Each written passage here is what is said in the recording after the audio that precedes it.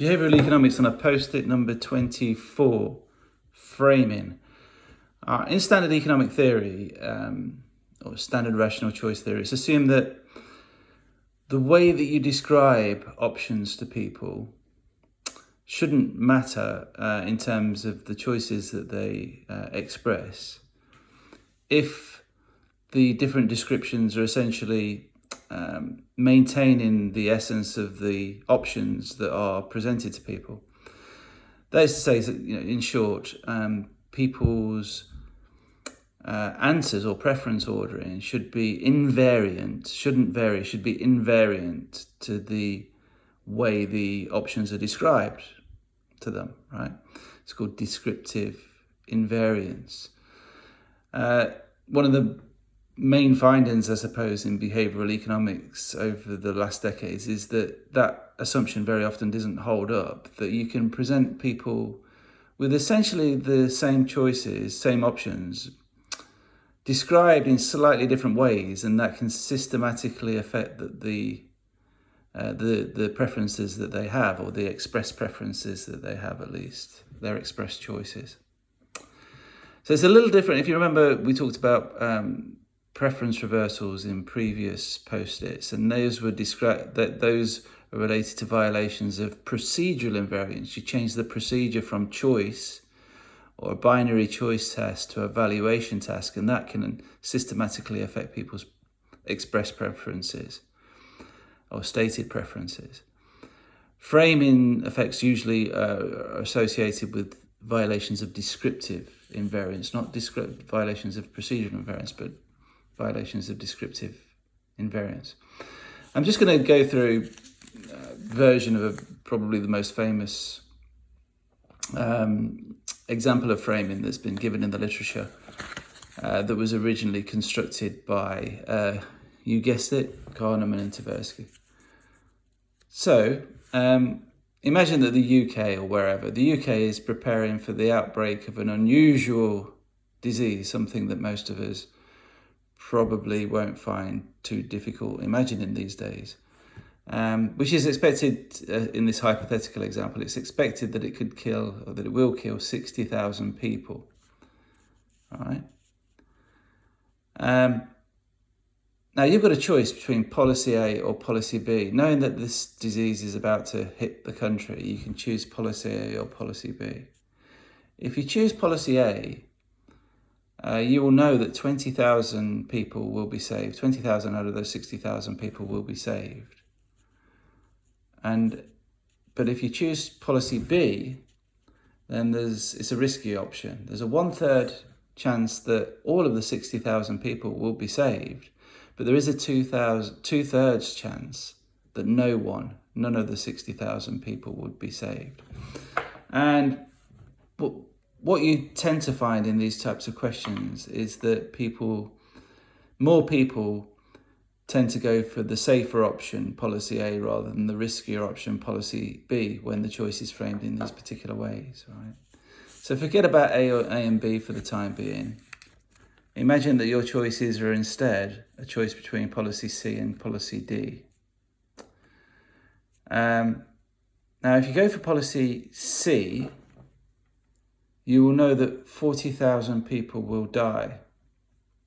40,000 of the 60,000 people will die. If you go for policy D, that's a risky policy as well. There's a 1/3 chance that nobody will die, but there is a 2/3 chance that all 60,000 people will die.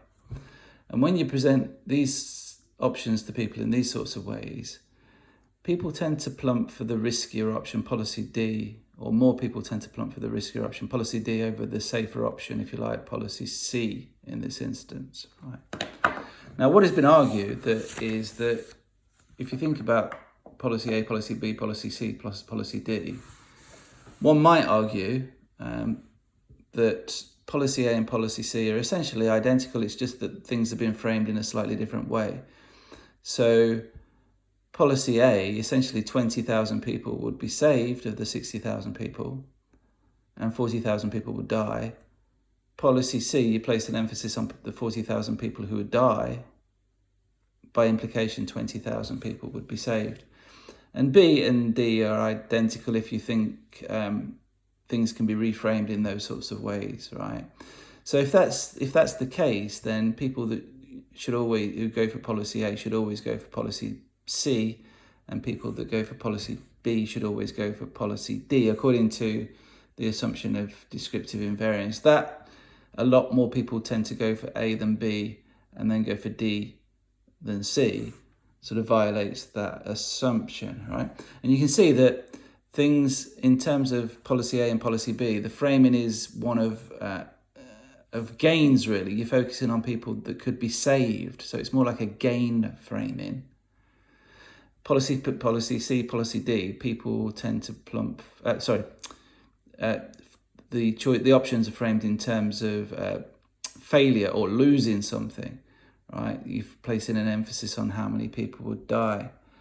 And for those of you who have watched the Post-it series, if you remember back to the reflection effect of prospect theory, you remember that often in the domain of gains, people tend to be risk averse, so they steer away from the riskier option and go for the safer option.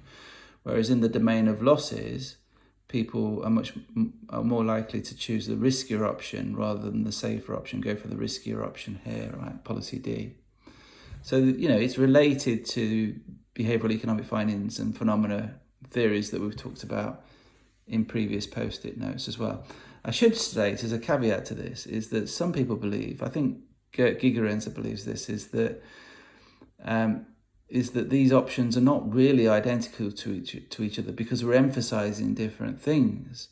And to get people to think about the full implications of what they're choosing, you shouldn't really just say 20,000 people would be saved. You should emphasise that 20,000 people would be saved and 40,000 people would die. And similarly, across all of these various choices that are presented to people, you should present the full implications, and then according to some, you might not observe such strong violations of descriptive invariance. All right, and that's all I've said. Basically, having said that, the conclusion of descriptive invariance in this particular, or violation of descriptive invariance in this particular example, is just something that I've just reiterated at the bottom there again. So there we have it. This is these are called framing effects. The way that you describe choices and options to people can have a systematic effect upon their preference orderings or their stated preference orderings, even if one may assume that essentially, even though they're being described differently, what people are being presented with is essentially the same thing. So that's behavioural economics on a Post-it number 24.